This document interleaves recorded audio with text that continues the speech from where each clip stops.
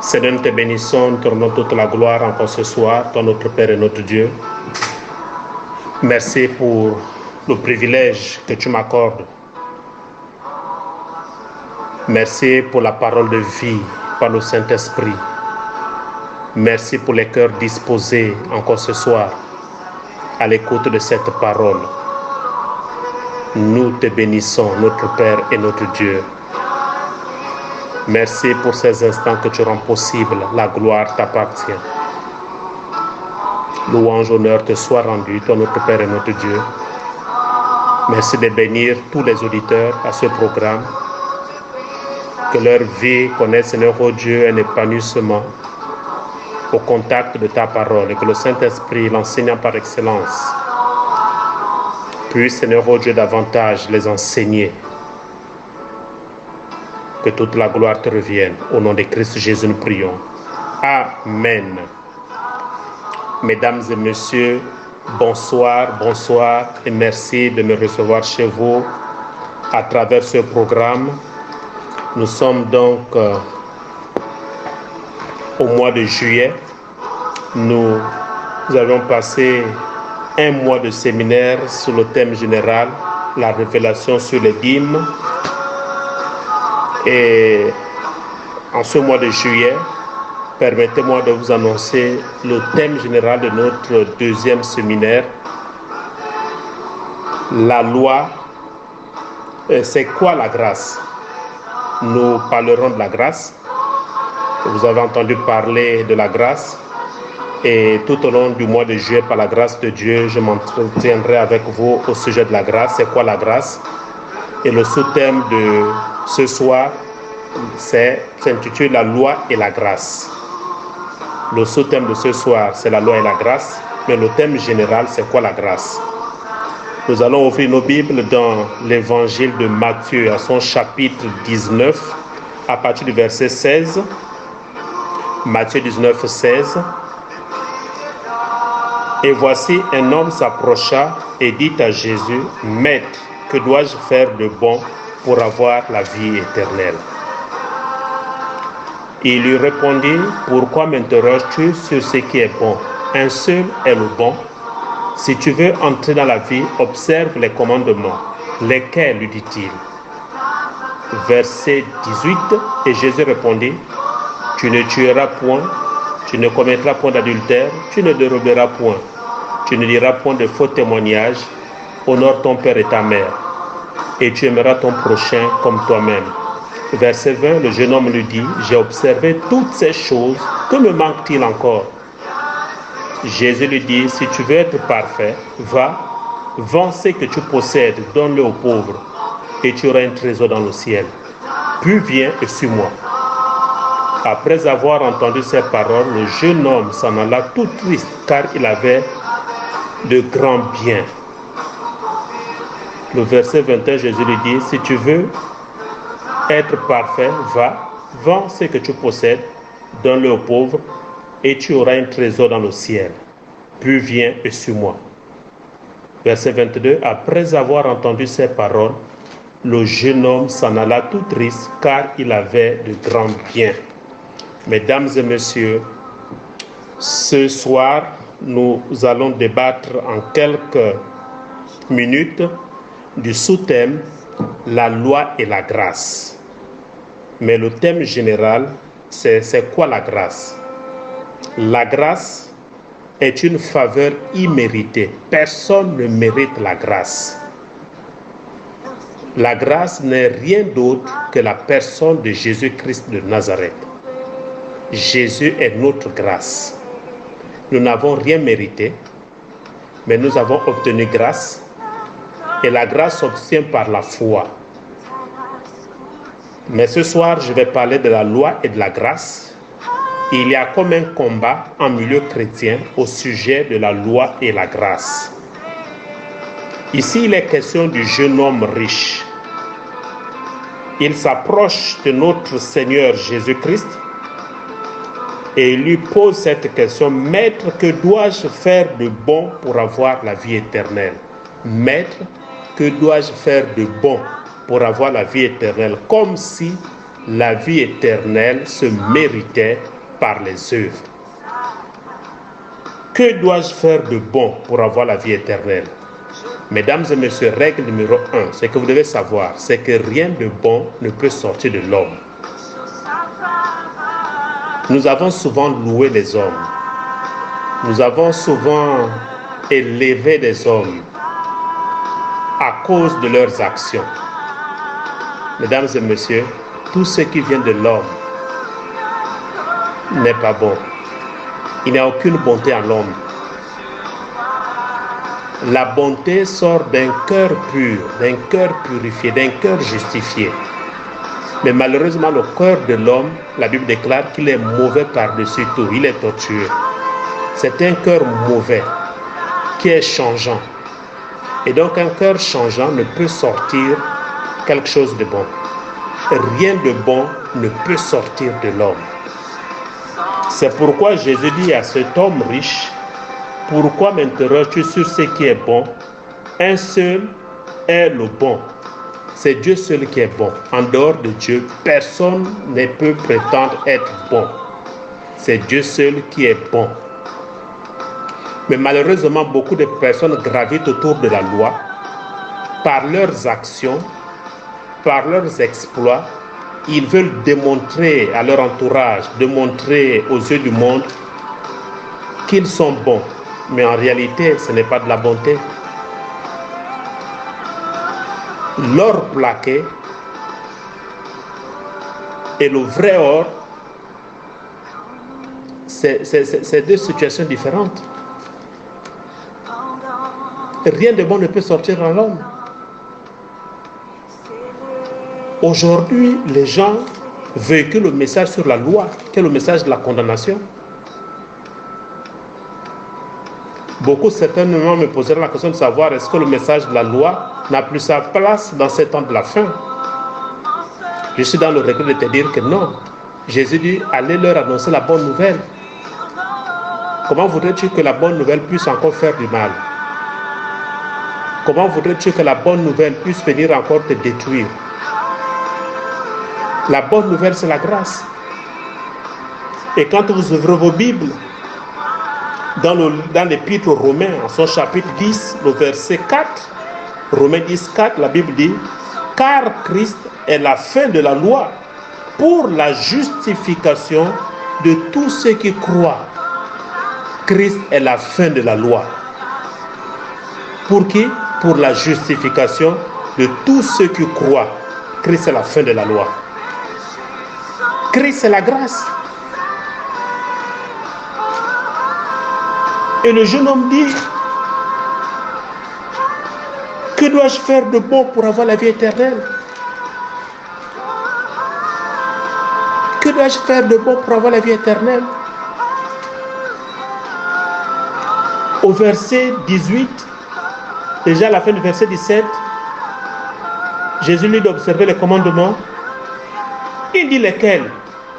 Et Jésus répondit, tu ne tueras point, tu ne commettras point d'adultère, tu ne déroberas point, tu ne diras point de faux témoignages, honore ton père et ta mère, et tu aimeras ton prochain comme toi-même.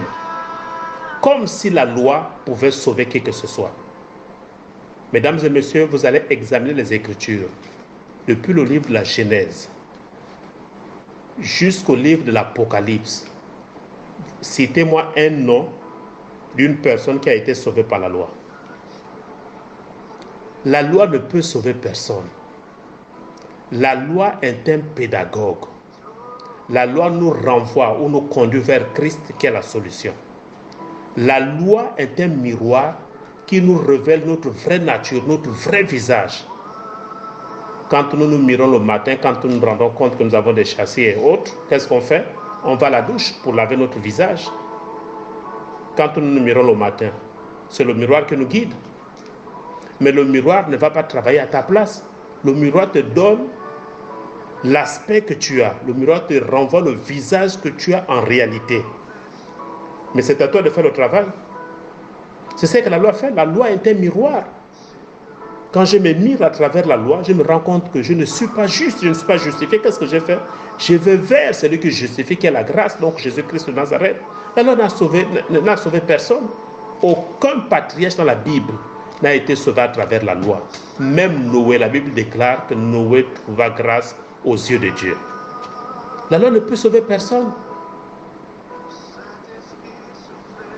Et Romains 10,4 est clair, Christ est la fin de la loi pour la justification de quiconque croit. Cela voudrait dire, mesdames et messieurs, que quand je commence à croire à la personne de Jésus-Christ de Nazareth, la loi n'existe plus pour moi. La loi a pris fin, puisque Christ est la fin de la loi pour la justification de quiconque croit. C'est pourquoi ce soir, je vais vous parler aussi de la foi.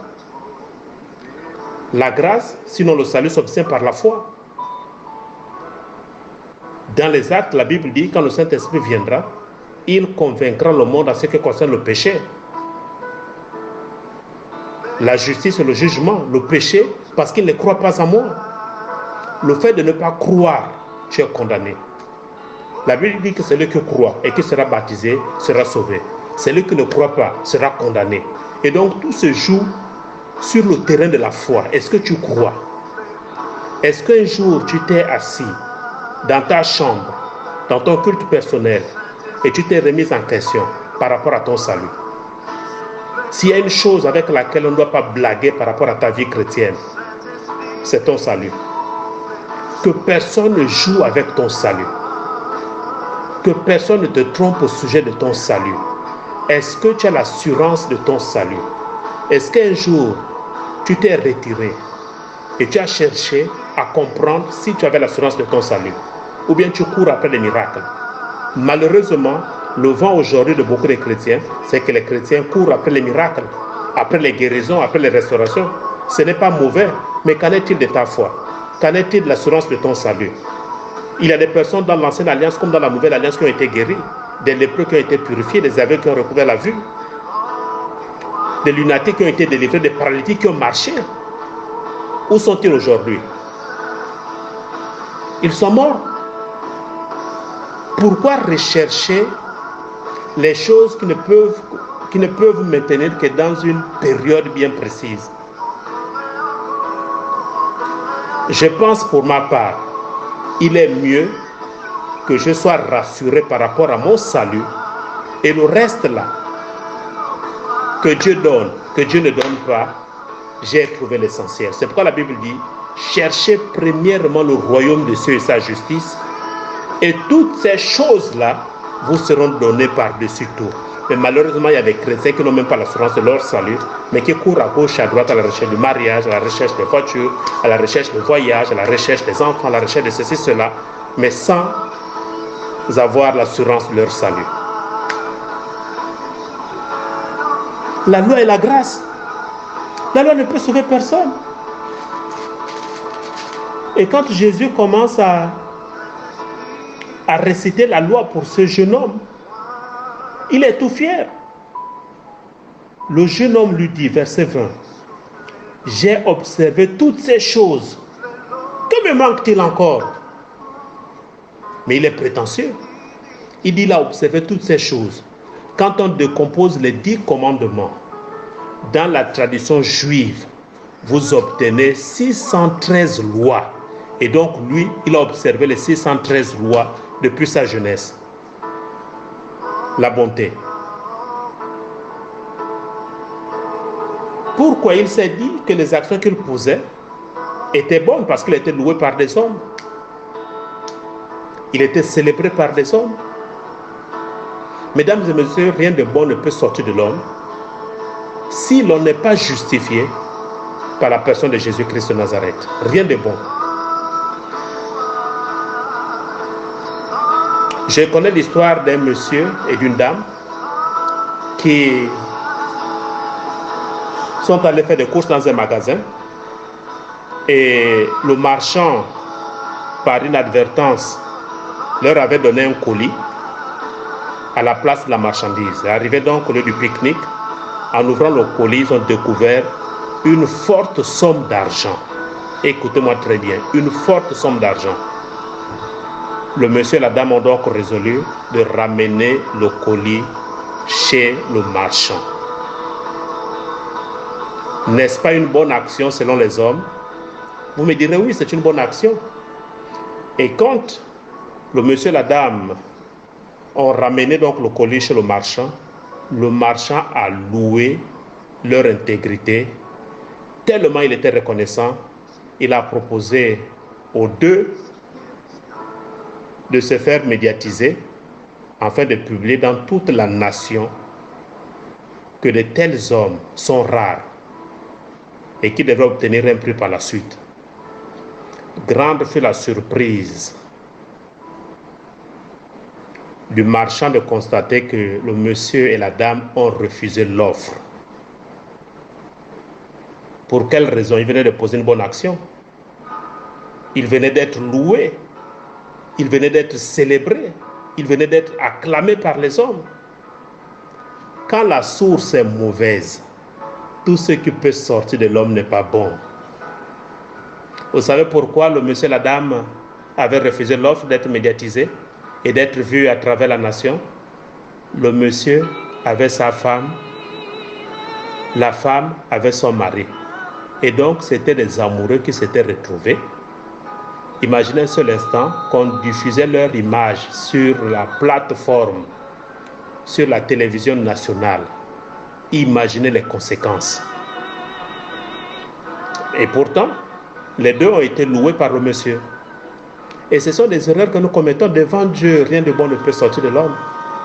La Bible déclare que le cœur de l'homme est mauvais par-dessus tout. Qui peut le comprendre? C'est un cœur tortueux. Il est mauvais par-dessus tout. Il y a des personnes qui posent des bonnes actions devant les hommes, mais dont la source est mauvaise. Nous pouvons tromper les hommes, mais nous ne pouvons pas tromper Dieu. Rien de bon ne peut sortir de l'homme. Ce jeune homme riche, après avoir écouté le discours de Jésus, il dit: j'ai observé toutes ces choses, que me manque-t-il encore? Au verset 21, Jésus lui dit: si tu veux être parfait, va, vends ce que tu possèdes, donne-le aux pauvres, et tu auras un trésor dans le ciel, puis viens et suis-moi. Au verset 22, après avoir entendu ces paroles, le jeune homme s'en alla tout triste, car il avait de grands biens. Vous voyez, la vraie nature du jeune homme a été mise à nu, sa vraie nature.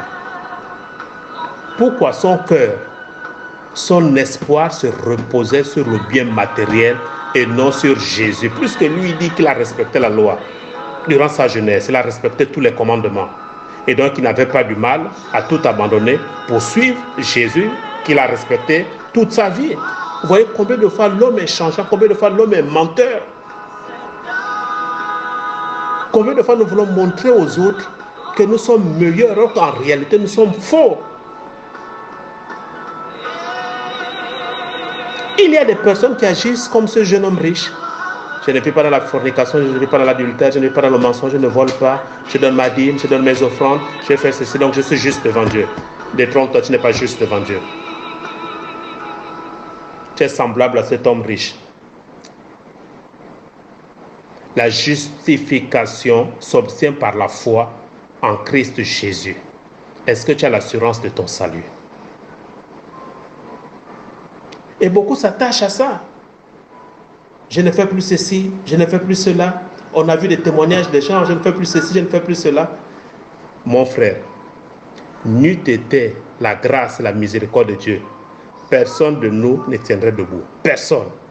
Personne de nous ne tiendrait debout. Je vous dis la vérité, donc ça ne sert à rien de s'enorgueillir. Il faut plutôt être reconnaissant au Seigneur en lui rendant toute la gloire. C'est pourquoi dans Galates 3, le verset 10, la Bible dit: car tous ceux qui s'attachent aux œuvres de la loi sont sous la malédiction.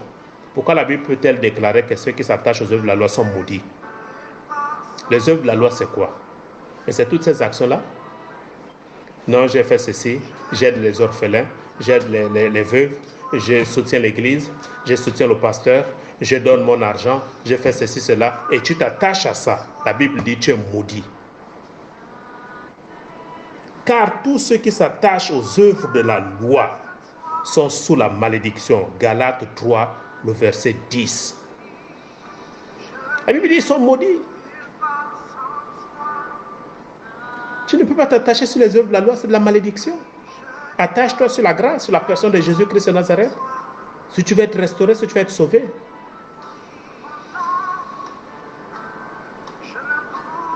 Et beaucoup ont ramené leur péché par rapport à leur vie. Ce qui est un faux message. Qui de nous ne pêche plus? Donc je te pose la question, qui de nous ne pêche plus? Si Dieu ne regardait qu'à nous, personne ne devrait être sauvé. Mais à cause de son Fils Jésus et à cause de notre foi en Jésus-Christ, nous sommes justifiés. Ce n'est que ça, ce n'est pas ta vie. D'abord, Christ est mort à cause de nous alors que nous étions encore même des pécheurs. Mais il devrait entendre que nous soyons justifiés, bien que nous parvenons à la justice pour qu'il puisse mourir pour nous. Mais il est mort pour nous, nous étions encore des pécheurs, sans te dire rien. Dans le livre de Romains, Dieu prouve son amour envers nous en ce que lorsque nous étions encore des pécheurs, Christ est mort pour nous. Nous étions encore pécheurs, mais Christ est mort pour nous. Maintenant, quand Christ meurt pour toi alors que tu es pécheur, qu'est-ce qu'il faut faire? Il faut s'attacher à lui pour que tu sois justifié. C'est tout. Mais tu es attaché à la loi. La loi ne peut pas te sauver. La loi est un miroir. La loi ne peut pas te sauver, je suis désolé de te le dire. La loi ne peut pas te sauver. Tu dois t'attacher à Christ. Puisqu'il est mort pour ta justification, il est mort pour notre justification. Mais nous devons nous attacher à Christ et non aux œuvres de la loi. J'ai vu des gens se vanter, faire des éloges. Donc, par rapport à tel mariage, j'ai donné ma voiture. Par rapport à ceci, j'ai donné 400 000. Par rapport à cela, c'est moi qui ai eu à organiser leur lune de miel. C'est moi qui ai eu à payer l'hôtel. Les œuvres de la loi. La Bible dit tu es maudit. Tout ce qui s'attache aux œuvres de la loi. C'est là toute la vérité. La loi et la grâce. La loi s'est fournie des efforts, mais en vain. Mais la grâce, c'est juste accepter et être sauvé. C'est tout. C'est tout. Et quand Jésus est mort, il est mort pour nos péchés. Écoute-moi très bien, il est mort pour nos péchés. Quand il vient au bord du Jourdain, quand Jean le Baptiste le voit, qu'est-ce qu'il dit? Quel est le discours de Jean le Baptiste? C'est un discours révélateur. Il dit à l'humanité, voici l'agneau de Dieu qui ôte le péché du monde. Comment peut-il comparer un être humain à un animal? Il pouvait dire, voici le Fils de Dieu. Il dit, voici l'agneau de Dieu qui ôte le péché du monde. Pourquoi il compare Jésus à une bête? Pourquoi il compare Jésus à un agneau? Il dit, c'est l'agneau qui ôte le péché du monde. Il n'a pas dit le péché d'Israël. Il n'a pas dit le péché des Juifs. Il a dit qu'il ôte le péché du monde. Pourquoi? Je vais vous expliquer la concordance. Dans l'ancienne alliance, quand quelqu'un avait péché, il se présentait devant le sacrificateur avec un animal. L'animal était innocent et déclaré non coupable. Qu'est-ce qui s'est passé? Quand le pécheur apportait la bête auprès du sacrificateur, le sacrificateur, qu'est-ce qu'il faisait? Le sacrificateur, c'est comme celui qui représentait le peuple, il prenait les péchés du pécheur en question et il imposait ses mains sur la bête, de telle sorte que le péché, puisqu'il est le représentant, le péché qu'il recevait, il le transférait sur la bête et la bête devenait coupable et le pécheur était justifié, la bête devait mourir. Le sacrificateur, qu'est-ce qu'il faisait? Il égorgeait la bête.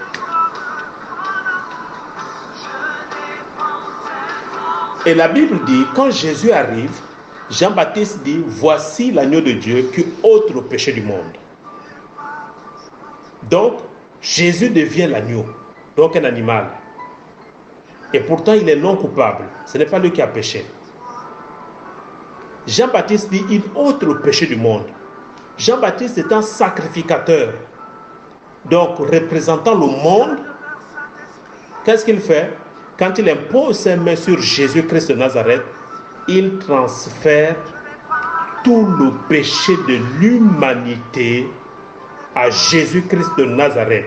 La conséquence, c'est quoi? Jésus doit mourir.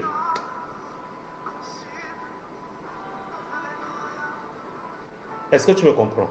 Jésus donc doit mourir parce qu'il vient de recevoir le péché de l'humanité. Si Jésus ne meurt pas, l'humanité n'est pas sauvée.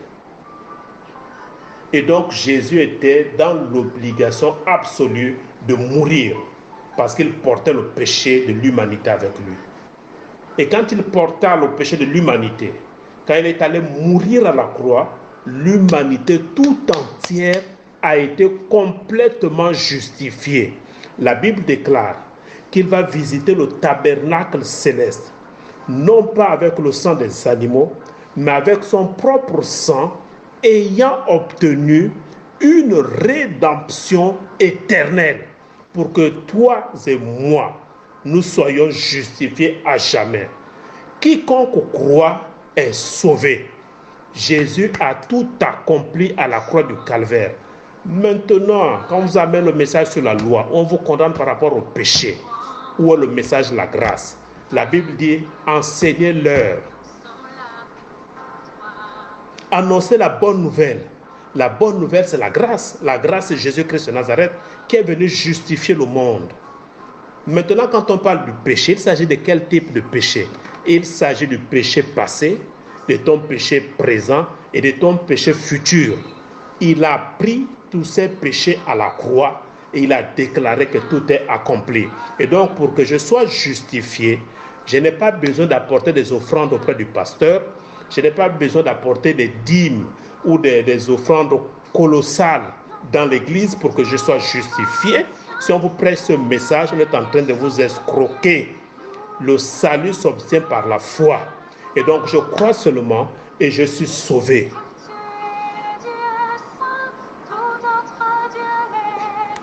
C'est ça le message. Mais malheureusement, il y a des gens qui se font escroquer, qui se font dépouiller dans des églises. En lui disant que le péché que tu as eu à commettre est très grave, donc pour que tu sois justifié, il faut apporter 6 congélateurs, il faut apporter un véhicule au pasteur, il faut apporter ceci, cela. Ça n'a rien à voir. Tu crois seulement au Fils de Dieu, tu es justifié. La Bible dit que celui qui avoue ses transgressions et les délaisse obtient miséricorde. Tu avoues tes transgressions, tu les délaisses, tu es sauvé. La Bible dit même si ton péché est rouge comme du cramoisi, je le rendrai plus blanc que neige. Il dit, je ne m'en souviendrai plus de vos péchés. Christ a tout effacé, il a tout effacé. Il suffit pour toi de croire seulement, c'est tout. De croire, tu es justifié.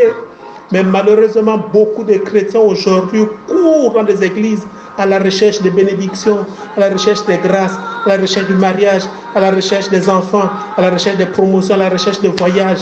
Mais oublie l'essentiel. La Bible dit, cherchez premièrement le royaume des cieux et sa justice, et toutes ces choses vous seront données par-dessus tout.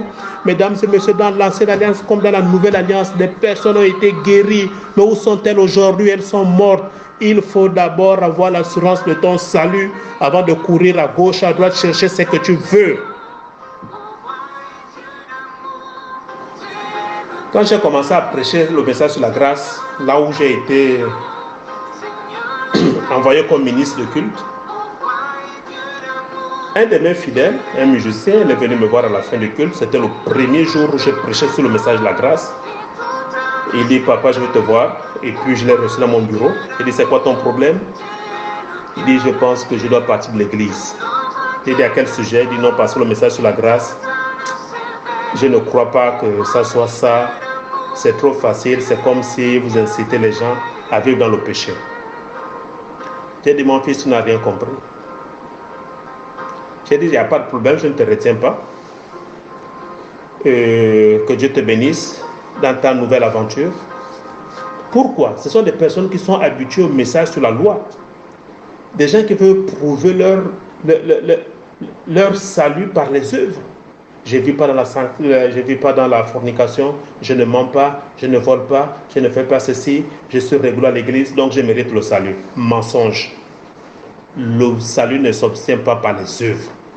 C'est un faux message. La justification s'obtient par la foi à la personne de Jésus-Christ de Nazareth. Le brigand à la croix. A-t-il passé du temps dans le jeûne et la prière? Le jeûne et la prière ne donnent pas le salut. Je suis désolé de te le dire. Le jeûne et la prière ne donnent pas le salut. Les offrandes ne procurent pas le salut non plus. C'est un faux message. Le salut s'obtient par la foi.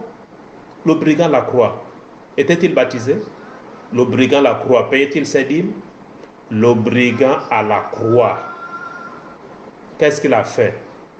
Il a dit, Seigneur, souviens-toi de moi quand tu reviendras. Et Jésus lui a dit, à l'instant même, tu seras avec moi. C'est par la foi, il a cru, il a été sauvé. Qu'on ne vous explique pas n'importe quoi au sujet de votre foi. S'il y a quelque chose avec laquelle on ne doit pas blaguer, c'est le salut. Que personne ne joue avec ton salut. Je te dis, dans la marche chrétienne, on peut jouer avec autre chose. Mais en ce qui concerne ton salut, que personne ne joue avec ton salut. Je te dis très bien que ce soit ton pasteur, que ce soit ton responsable de département, que ce soit ton responsable de mouvement, que ce soit même le bishop des bishops, que personne ne joue avec ton salut. Le salut est précieux. Tu dois le préserver comme l'œuf. Le salut, c'est ta vie. Le salut, c'est ton passeport. Que personne ne joue avec ton salut. Joue avec tout, mais le salut, il ne faut pas jouer avec. Ne permets que personne ne joue avec ton salut. C'est pourquoi il faut enseigner au peuple de Dieu la vérité sur la parole de Dieu. Et non bercer les gens dans le sens du poil. Non, comme il me donne des offrandes, comme il me rend service, je vais cajoler pour... Je ne suis pas ce genre de serviteur de Dieu. Je te dis la vérité. Que tu donnes, que tu ne donnes pas, ça, ce n'est pas mon problème. Je préfère te dire la vérité pour ne pas rendre de compte à Dieu. Si tu me donnes ton argent, je vais manger. Mais je te dis la vérité que si tu continues à vivre comme tu vis, tu vas perdre le salut. Mais si tu avoues tes transgressions et tu les délaisses, tu obtiendras le salut. Que tu sois mon ami, que tu ne sois plus mon ami, tant mieux mon frère. Mais je préfère te dire la vérité. Je ne suis pas au rang des serviteurs qui sont là pour croquer les fidèles et cacher la vérité. Je préfère te dire la vérité. Même si tu ne m'acclames plus, tant mieux. Je ne cherche pas les acclamations.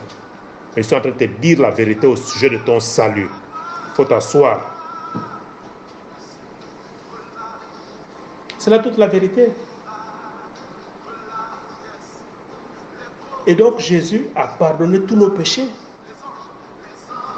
Maintenant, toi qui me poses la question de savoir, mais mes péchés futurs, je ne les connais même pas encore, comment il les a déjà pardonnés.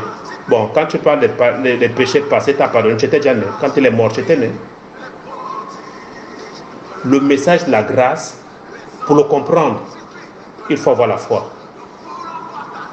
Charnellement comme ça, avec l'intelligence humaine, tu ne peux pas t'en sortir. Tu auras une confusion dedans de toi. Dans les prochains enseignements sur la grâce, je t'expliquerai dans les moindres détails comment la grâce fonctionne.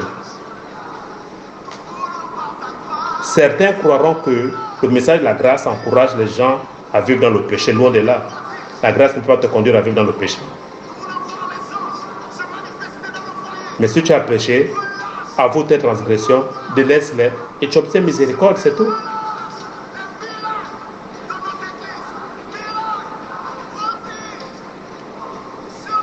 La loi et la grâce. Les gens veulent se mortifier sous la loi, se couvrir sous la loi. Mais quand on les déshabille, ils ne sont rien du tout.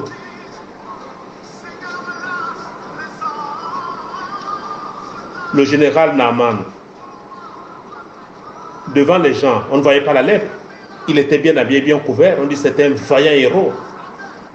Il avait les honneurs de son roi.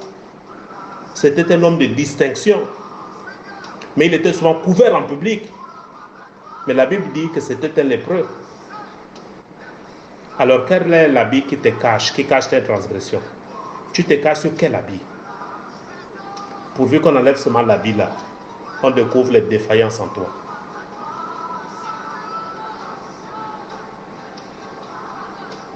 Rien de bon ne peut sortir de l'homme. Le monsieur et la dame, pourquoi ils ont-ils refusé d'être médiatisés? Ils devaient être mis à découvert. Et pourtant, l'action qu'ils avaient posée, c'était une bonne action selon les hommes. Mais devant Dieu, ce n'était pas une bonne action. Parce que la source, elle est mauvaise. Leur vie n'était pas conforme à la volonté de Dieu.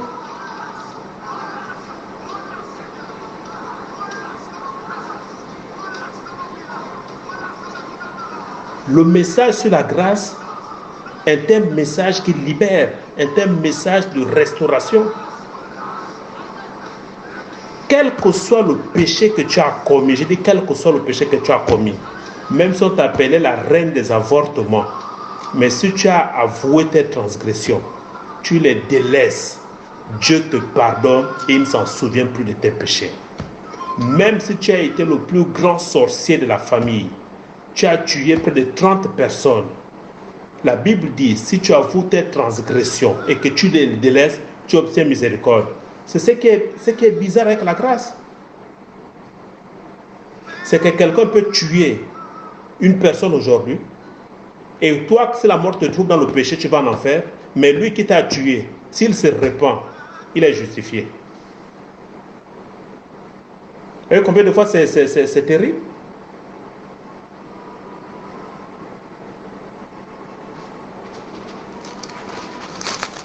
La grâce. Donc, évitons de nous cacher derrière certaines actions. Nous devons comprendre la vérité. La vérité, c'est la parole de Dieu.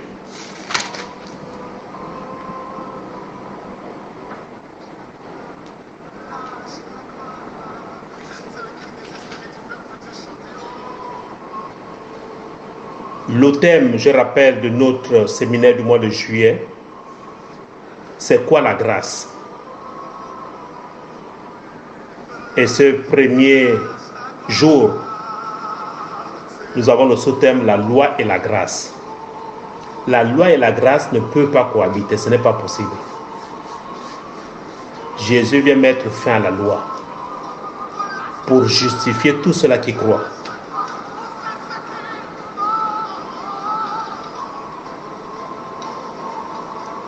Nous aurons d'autres sous-thèmes les semaines à venir où nous allons cerner ce que c'est la grâce. C'est une faveur méritée.